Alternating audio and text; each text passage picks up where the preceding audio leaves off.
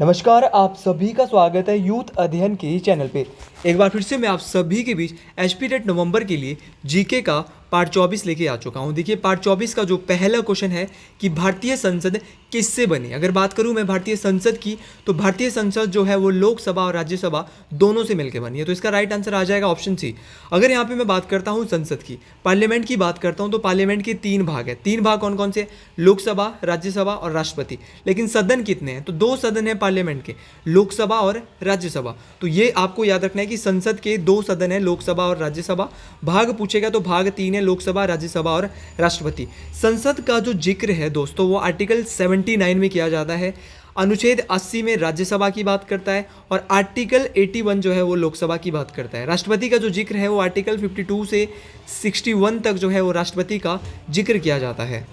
अगर मैं यहाँ से बात करता हूँ अगली क्वेश्चन की, अगला क्वेश्चन है कि जो सरकारी आयोग का गठन है वो किस संबंध में हुआ था। देखिए सरकारी या जो आयोग है इसका जो गठन हुआ ये कब हुआ था? तो सरकारी आयोग का जो गठन है वो केंद्र और राज्य के बीच संबंध बनाने के लिए, तो केंद्र और जो सेंट्रल और स्टेट रिलेशन है इसके लिए बनाया गया था सरकारी आयोग। ये आपको याद रखना है, मोस्ट इंपॉर्टेंट है। कब इसको गठित किया गया था? तो 1983 में सरकारी आयोग को, सरकारी कमीशन को गठित किया गया था। बहुत सारे ऐसे कमीशन हैं जो सेंट्रल और स्टेट के बीच रिलेशन को बनाते हैं। देखिए ये जो आपकी वीडियो बन रही है वो बहुत ही ज़्यादा डेप्थ में मैंने क्वेश्चन डाले। अगर आपका टेट का पेपर टफ आता है तो भी आपको दिक्कत आने वाली नहीं है, क्योंकि मैं हर प्रकार से आपकी तैयारी करा रहा हूँ। क्वेश्चन आसान आएंगे, टफ आएंगे, रिपीटेड आएंगे, आपको टेंशन लेने वाली बात नहीं है।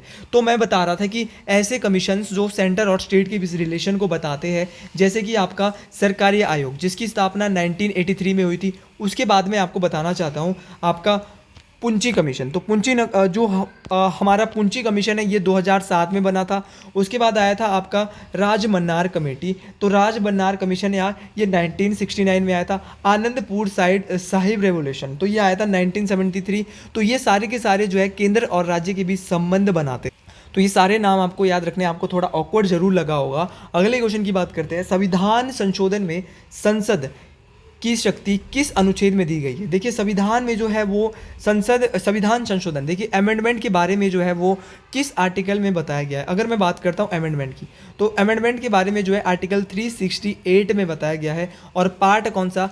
Part number 20। याद रखना पार्ट नंबर 20 है। और पार्ट नंबर 20 में क्या बताया गया है कि संशोधन की, संविधान में संसद जो है वो क्या, पार्लियामेंट जो है वो अमेंडमेंट कर सकती है, बदलाव कर सकती है, संशोधन कर सकती है। आपको इतनी बात याद रखनी है। क्वेश्चन ये कौन सा पार्ट है? पार्ट नंबर 20 बात करता है कहाँ से संविधान संशोधन भारतीय संविधान में जोड़ा गया है। तो दक्षिण अफ्रीका। याद रखना दक्षिण अफ्रीका के संविधान से जो है वो ये लिया गया है, ये आपको याद रखना है। और देखिए और क्या लिया गया है दक्षिण अफ्रीका के संविधान से। एक तो संविधान संशोधन की प्रक्रिया, दूसरा जो मैं यहाँ से आपको बताना चाहता हूँ तो इलेक्शन ऑफ राज्यसभा के जो मेंबर्स रहते हैं, तो राज्यसभा के मेंबर्स का जो चुनाव है वो भी कहाँ से लिया जाता है? तो वो भी साउथ अफ्रीका के संविधान से ही लिया है। और अगर मैं कुछ इंपॉर्टेंट आर्टिकल्स की बात करता हूँ तो जैसे आर्टिकल 17 का ए, इसमें अनटचेबिलिटी की बात होती है। और 21 के ए में भी जो है वो बात किसकी की गई है? तो 21 के ए में 6 से 14 साल के जो बच्चे उनके लिए निःशुल्क शिक्षा दी जाए। आर्टिकल 32 को जो है वो संविधान की हृदय और आत्मा कहा गया है, क्योंकि इसमें कॉन्स्टिट्यूशनल रेमेडीज, जिनको हम रिट क्या कहते हैं भैया, रिट की बात की गई है आर्टिकल 32 में। आर्टिकल 40 में जो है ग्राम पंचायतों का गठन की बात होती है। आर्टिकल 280 में वित्त आयोग के गठन की बात की गई, जिसको हम फाइनेंशियल कमीशन कहेंगे। आर्टिकल 315 से 323 के बारे में जो जिक्र है वो यूपीएससी का जिक्र है। आर्टिकल, तो ये कुछ इंपॉर्टेंट आर्टिकल मैंने आपको बताया जो बार बार परीक्षाओं में पूछे जाते हैं। सीजीआई जो भारत के हैं, महान्यायवादी के बारे में आर्टिकल 76 के में जिक्र होता है। तो ये कुछ इंपॉर्टेंट आर्टिकल्स है जो कि आपको परीक्षा में काम आएंगे। कौन सा जैन धर्म का संप्रदाय है? अगला क्वेश्चन है कि कौन सा जैन धर्म का संप्रदाय। और अगर आप टेट परीक्षाओं की तैयारी कर रहे हैं तो आप हमसे जो है अब नोट्स भी जो है बहुत जल्दी हम नोट्स भी अपने तैयार कर रहे हैं। कुछ ही दिनों बाद हम अपने नोट्स भी आपको दे देंगे। ये है हमारा कॉन्टैक्ट नंबर 7876145409। आप इस सेम नंबर पर हमसे कॉन्टैक्ट कर सकते हैं। आपको मैं यहाँ से बताना चाहता हूँ कि हमारे बैचेज भी बैठे हैं। अगर आप अभी भी हमारे बैचेज से जुड़ना चाहते हैं तो इसके लिए अभी भी 10 सीटें अवेलेबल है टीजीटी ह्यूमैनिटी आर्ट्स में। जेबीटी में भैया अभी भी 15 सीटें अवेलेबल है और एलटी में हमारे पास 20 सीटें अवेलेबल है। तो अगर आप जुड़ना चाहते हो तो इसमें रिकॉर्डेड प्लस लाइव क्लास है, आप पिछली क्लासें भी आराम से देख सकते हो। मान लो आप लाइव क्लास आपकी छूट जाती है तो आप बाद में भी क्लासेस को देख सकते हो। तो हम डिटेल से स्टडीज़ में करवा रहे हैं, तो अगर आप इच्छुक है तो जरूर हमसे जुड़े। तो जैन कौन सा जैन धर्म का संप्रदाय है? तो जैन धर्म का संप्रदाय है दिगंबर और श्वेतांबर, दोनों जो है ये जैन धर्म के संप्रदाय है। तो राइट आंसर हो जाएगा ए और बी, इसका ऑप्शन डी। ऑप्शन डी जो है वो क्या हो जाएगा? राइट आंसर हो जाएगा। अगर मैं दिगंबर की बात करता हूँ तो दिगंबर वही है जिन्होंने वस्त्र को त्यागा था, दिगंबर के द्वारा वस्त्र को त्याग दिया गया था, और श्वेतांबर जो है वो वस्त्र को नहीं त्यागते हैं। तो ये दोनों बातें आपको याद रखनी है। अगर मैं जैन धर्म की बात करता हूँ तो जैन धर्म के जो वास्तविक संस्थापक है और जो 24वें नंबर के जो तीर्थंकर है, इनका क्या नाम है? तो इनका नाम है महावीर स्वामी, वास्तविक संस्थापक है जैन धर्म के, ये भी आपको याद रख। देखो दोस्तों, पहले तीर्थंकर भी पूछे जाते हैं। पहले तीर्थंकर थे ऋषभ देव, और जैन धर्म के जो 23वें तीर्थंकर थे इनका नाम था पार्श्वनाथ, और 24वें जो थे इनका नाम था महावीर स्वामी। तो ये भी आपको जैन धर्म से ये भी कुछ क्वेश्चन याद रखने हैं अगर ये पूछे गए, ये रिपीटेड क्वेश्चन है। अगला क्वेश्चन बोल रहा है कि अर्थशास्त्र किसने लिखा? अर्थशास्त्र जो लिखा गया था ये लिखा गया था कौटिल्य के द्वारा। देखिए, कौटिल्य को चाणक्य के नाम से भी जाना जाता है, विष्णुगुप्त के नाम से भी जाना जाता है, और इनके द्वारा जो है वो बहुत सहायता की गई थी चंद्रगुप्त मौर्य की। और चंद्रगुप्त मौर्य ने जब मौर्य साम्राज्य की स्थापना की थी तो उसमें जो है इनका बहुत बड़ा हाथ था, कौटिल्य का, चाणक्य का। अगर मैं कुछ ग्रंथों की बात करता हूँ, जैसे कि आपका विशाखादत्त जो ग्रंथ है ये लिखा था किसके द्वारा? मुद्रा राक्षस। याद रखना, विशाखादत्त जो है ये किसके द्वारा? मुद्रा राक्षस का विशाखादत्त अल बरूनी के द्वारा जो है वो क्या लिखा गया था? तो अल बरूनी के द्वारा किताब उल हिंद की रचयिता है अल बरूनी। उसी प्रकार अबुल फजल किसके रचयिता है? तो अबुल फजल जो रचयिता अकबरनामा के जो रचयिता है इनका नाम है अबुल फजल, ये भी आपको याद रखना है। और कौटिल्य हमारा हो गया, इनकी रचना है कौन सी? अर्थशास्त्र। क्वेश्चन आता है पंचतंत्र, बहुत बार पूछा गया है पंचतंत्र। तो पंचतंत्र जो बुक है ये है विष्णु शर्मा। बुद्ध चरित्रम है अश्वघोष घोष की। पाणिनि का अष्टाध्यायी, पाणिनि का क्या है? अष्टाध्यायी किसका है भैया? पाणिनि का है, ये भी आपको याद रखना। अष्टाध्यायी किसका है? पाणिनि का। उसी प्रकार कालिदास के भी बहुत दफ़ा पूछ लिए जाते हैं, जैसे कि अभिज्ञान शकुंतलम, कुमार संभवम, ये किसका है? कालिदास का है, ये भी आपको याद रखना है, मोस्ट इंपॉर्टेंट है। अगले क्वेश्चन की बात करता हूँ। अगला क्वेश्चन है कौन महानतम मौर्य शासक था? तो अगर मैं महानतम मौर्य शासक की बात करता हूँ तो महानतम मौर्य जो शासक थे ये थे अशोक जो है वो क्या थे? महानतम मौर्य शासक थे। अशोक के बारे में अगर मैं बात करता हूँ तो अशोक जो है इनका राज्याभिषेक होता है 269 बीसी में। 261 ईस्वी में ये कलिंग का 269 बीसी में कलिंग का युद्ध लड़ते हैं ये, और जिसमें कि आघात होकर ये बौद्ध धर्म को अपना लेते हैं। किसके ये प्रभाव में आकर अशोक ने बौद्ध धर्म अपनाया था? ये क्वेश्चन भी बहुत बार परीक्षाओं में पूछा जाता है। तो अशोक जो है वो मोगली पुत्तिस के प्रभाव में इनके द्वारा बौद्ध धर्म अपनाया जाता है। अगर मैं फिर से अशोक की बात करता हूँ तो अशोक की मृत्यु कब हुई थी? ये भी क्वेश्चन पूछा जा सकता है। तो अशोक की मृत्यु हुई थी 232 ईसा पूर्व में अशोक की मृत्यु हुई थी, और अशोक के द्वारा जो है वो श्रीनगर शहर की स्थापना की गई थी। सांची का जो स्तूप है जो कि मध्य प्रदेश में स्थित है ये भी अशोक के द्वारा ही बनाया गया था। बौद्ध धर्म का सबसे बड़ा स्तूप है सांची का स्तूप भारत के अंदर। और अगर मैं मौर्य वंश की बात करता हूँ, क्योंकि अशोक भी मौर्य वंश के शासक थे, मौर्य वंश की जो स्थापना है वो चंद्रगुप्त मौर्य के द्वारा की गई थी, ये भी आपको याद रखना है। और चंद्रगुप्त मौर्य के गुरु आपको पता है कि चाणक्य थे। और 305 ईसा पूर्व में जो है अशोक के द्वारा जो है यूनानी शासक सेल्यूकस निकेटर, याद रखना है 305 ईस्वी में ईसा पूर्व में यूनानी शासक सेल्यूकस निकेटर को चंद्रगुप्त मौर्य के द्वारा पराजित कर दिया गया था। चंद्रगुप्त मौर्य के बाद बनते हैं शासक इनके पुत्र बिंदुसार, और जो बिंदुसार है इनको एक टाइटल दिया गया था और उस टाइटल का नाम था अमित्रोचेट्स। तो मौर्य वंश के किस शासक को अमित्रोचेट्स के नाम से भी जाना जाता था? तो अमित्रोचेट्स के नाम से जो है वो बिंदुसार को जाना जाता था। देखिए, अशोक ने जो है वो समय समय पे अपने अनुयायी भी भेजे थे बौद्ध धर्म का प्रचार करने के लिए। तो हिमालय की ओर इसने मजिम को भेजा था, श्रीलंका की ओर इसने महेंद्र और संघमित्रा को भेजा था। अगले क्वेश्चन की बात करता हूँ। अगला क्वेश्चन भी बहुत इंपॉर्टेंट है और कनिष्क के बारे में भी थोड़ी बात कर लेते हैं। अगर कनिष्क की बात करते हैं तो कनिष्क जो है वो मौर्य वंश के सबसे कनिष्क जो है वो कुषाण वंश के सबसे शक्तिशाली राजा थे और इसी कुषाण वंश की स्थापना कुजुल कटफिसस के द्वारा की गई थी। मतलब कि वास्तविक संस्थापक था कुषाण वंश का कुजुल कटफिसस। अकबर के बारे में तो आप जानते ही होंगे कि अकबर ने बहुत ही ज़्यादा सहयोग किया था, दीन इलाही की स्थापना की थी, बहुत ही ज़्यादा। हर्षवर्धन के बारे में भी गुप्त शासक था हर्षवर्धन, तो इसके बारे में भी हमने पढ़ा था। अगले क्वेश्चन की बात करते हैं। तो देखिए पाल वंश का संस्थापक कौन था। पाल वंश के संस्थापक की बात हो रही है। पाल वंश का संस्थापक था भैया गोपाल। गोपाल तो पाल वंश के क्या थे भैया, संस्थापक थे। इतनी बात आपको मैं बताना चाहता हूँ। देखिए ये जो है वो जो गोपाल है ये कौन से धर्म को मानते थे, तो गोपाल जो है वो बौद्ध धर्म को मानते थे। गोपाल के द्वारा एक मठ बनवाया गया था। देखिए एक मठ बनवाया गया था, कहाँ पे बनवाया गया था, तो बौद्ध धर्म को मानते थे तो मठ बनवाना इनका फर्ज बनता है।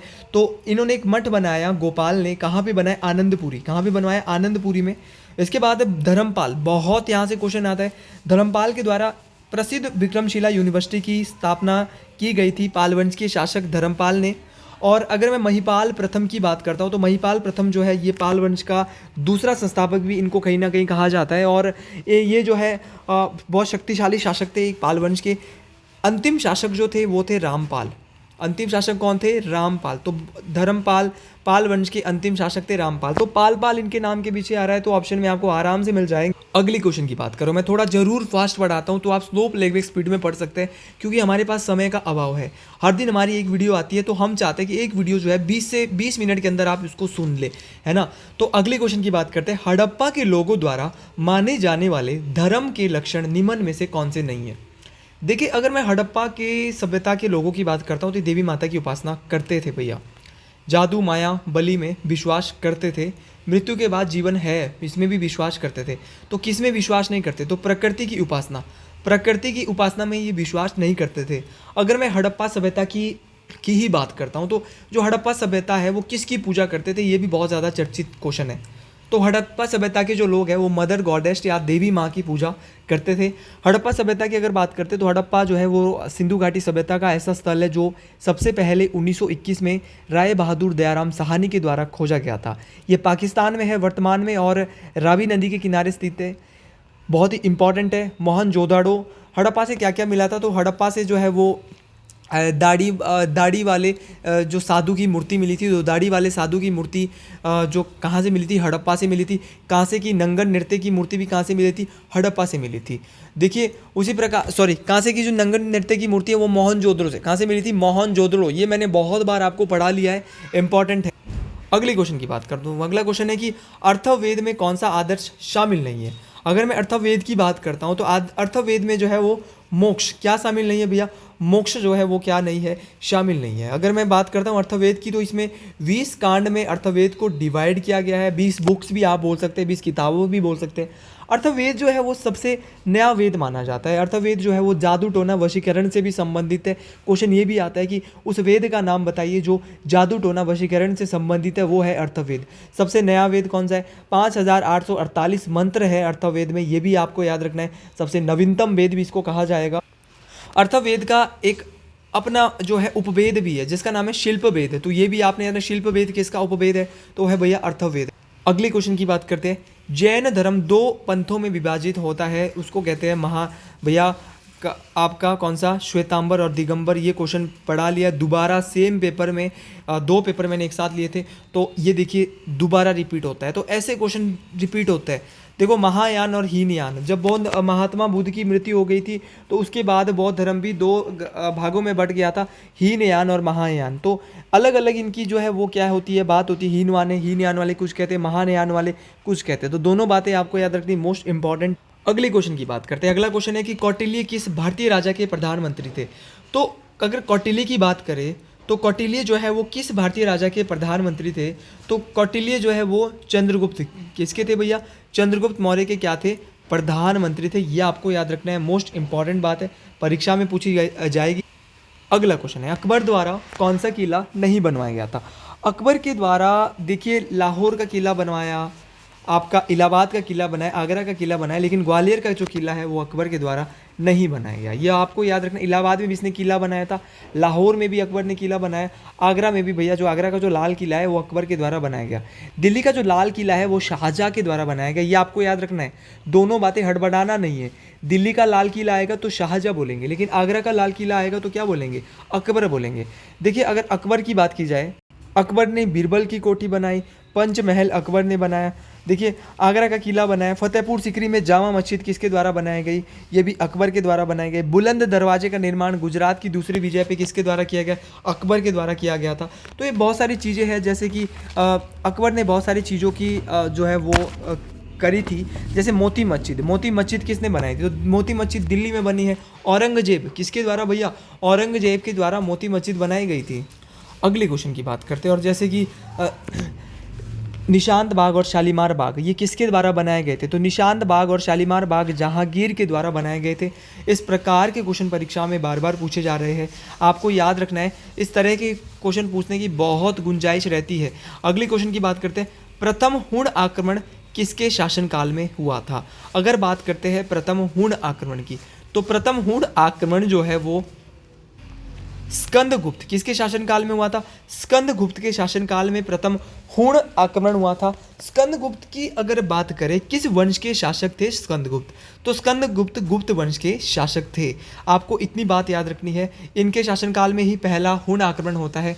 और देखिए स्कंदगुप्त के द्वारा जो है वो जूनागढ़ में एक अभिलेख बनाया गया था, जूनागढ़ अभिलेख। और जूनागढ़ अभिलेख में स्कंदगुप्त ने क्या बताया गया है, तो जूनागढ़ अभिलेख में ये बताया गया है कि जो गुप्त वंश के शासक है जिनका नाम है स्कंदगुप्त, इनके द्वारा सुदर्शन झील का पुनरुत्थान कराया गया, मतलब कि उसको दोबारा से जो है वो क्या उसका कंस्ट्रक्शन करवाई गई है। तो भैया ये जूनागढ़ अभिलेख में ये बताया गया कि गुप्त वंश के ऐसे शासक सुदर्शन थे जिनके द्वारा सुदर्शन झील का पुनरुत्थान करवाया गया है। अगर मैं गुप्त वंश के राजाओं की बात करते हैं, समुद्रगुप्त की ही बात कर लेते हैं। समुद्रगुप्त को भैया भारत का नेपोलियन कहा जाता था। किसने इनको भारत का नेपोलियन का, क्वेश्चन तो ये भी बनता है, तो इनको जो है भारत का नेपोलियन वीए स्मिथ के द्वारा कहा गया था। और अगर मैं कनिष्क की बात करता हूँ, तो कनिष्क एक कुषाण वंश के शासक थे और इन्होंने शक संवत शुरू किया था भारत में। और अगर मैं बात करता हूँ कुषाण वंश का सबसे शक्तिशाली शासक भी कनिष्क का, शक संवत की शुरुआत किसके द्वारा शुरू की गई, कनिष्क के द्वारा ही की गई। अगले क्वेश्चन की बात करते हैं। अगला क्वेश्चन और आज का आखिरी क्वेश्चन ये मेरी ओर से रहेगा, होम रूल लीग आंदोलन किसके द्वारा शुरू किया गया था। अगर होम रूल लीग आंदोलन की बात करें, तो होम रूल लीग आंदोलन जो है वो दो व्यक्तियों के द्वारा, एक तो एनी बेसेंट, कौन है एनी बेसेंट, एनी बेसेंट और बाल गंगाधर तिलक। तो बाल गंगाधर तिलक और एनी बेसेंट के द्वारा होम रूल लीग आंदोलन 1916, कब बोले भैया, 1916 में तिलक द्वारा और एनी बेसेंट के द्वारा जो है होम रूल लीग आंदोलन चलाया गया था। एनी बेसेंट की ही बात कर लेते हैं। एनी बेसेंट भारतीय राष्ट्रीय कांग्रेस की पहली महिला अध्यक्ष थी। ये बात आपको याद रखनी। कब अध्यक्ष बनी भैया, 1917। कब बनी सर, 1917 में एनी बेसेंट अध्यक्ष बनी। आपको मैं बात करता हूँ जो इस होम रूल लीग आंदोलन की, जो एनी बेसेंट की जो होम रूल लीग आंदोलन की, इसकी जो अध्यक्ष थी वो कौन थी, तो इन्होंने जो अध्यक्ष बनाया था, सचिव बनाया था, सॉरी अध्यक्ष तो कौन थी, एनी बेसेंट थी और बाल गंगाधर तिलक थे, लेकिन इन्होंने सचिव भी बनाया था होम रूल लीग आंदोलन का, तो ये बनाया था जॉर्ज अरुंडेल। जॉर्ज अरुंडेल को इन्होंने क्या बनाया था, अध्यक्ष बनाया था। 1916 में होम रूल लीग आंदोलन होता है। भारतीय राष्ट्रीय कांग्रेस की पहली महिला अध्यक्ष थी एनी बेसेंट। अगर भारतीय राष्ट्रीय कांग्रेस की बात करें तो इसकी स्थापना होती 28 दिसंबर 1885 और इसके जो पहले अध्यक्ष थे वो कौन थे, कहाँ पे स्थापना हुई, तो बम्बई में हुई। ये भी आपको याद रखना है। पहले अध्यक्ष कौन थे, ये क्वेश्चन आता है बहुत बार। तो पहले अध्यक्ष थे व्योमेश चंद्र बनर्जी। अगर पूछा जाएगा कांग्रेस के पहले मुस्लिम अध्यक्ष, तो बदरुद्दीन तैयब जी। अगर पूछा जाएगा पहले ईसाई या अंग्रेज अध्यक्ष, तो वो थे जॉर्ज यूल। तो आपको हर एक चीज़ याद रखना है। महात्मा गांधी एक बार कांग्रेस के अधिवेशन में अध्यक्ष बने। कौन सा अधिवेशन था, बेलगांव अधिवेशन। कौन सा अधिवेशन था भैया, बेलगांव अधिवेशन में महात्मा गांधी क्या बने थे, अध्यक्ष बने थे। ये भी आपको याद रखना है। कब यह अधिवेशन हुआ था, 1924। गोपाल कृष्ण गोखले का भी नाम दिया है, तो महात्मा गांधी के राजनीतिक गुरु थे गोपाल कृष्ण गोखले। 1904 में जो कांग्रेस का अधिवेशन होता है बनारस में, उसमें इनको अध्यक्ष बना दिया जाता है। तो ये थे कुछ कांग्रेस से संबंधित क्वेश्चन। अगला क्वेश्चन है कि बारडोली सत्याग्रह किसके नेतृत्व में आयोजित हुआ। तो बारडोली सत्याग्रह हुआ था सरदार वल्लभ भाई पटेल। याद रखना किसके नेतृत्व में, सरदार वल्लभ भाई पटेल के नेतृत्व में बारडोली सत्याग्रह सत्याग्रह जो हुआ था। तो बारदोली सत्याग्रह कब हुआ था? तो बारदोली सत्याग्रह जो है वो 1928, याद रखना 1928 में हुआ था बारदोली सत्याग्रह। ये बात आपको याद रखनी है। तो आज के लिए इतना ही। अगर आपको वीडियो अच्छी लगी हो तो आप कमेंट बॉक्स में ज़रूर लिखें हर हर महादेव। तो आज के लिए इतना ही, मिलते हैं अगली वीडियो में। तो सरदार वल्लभ भाई पटेल इंपॉर्टेंट चीज़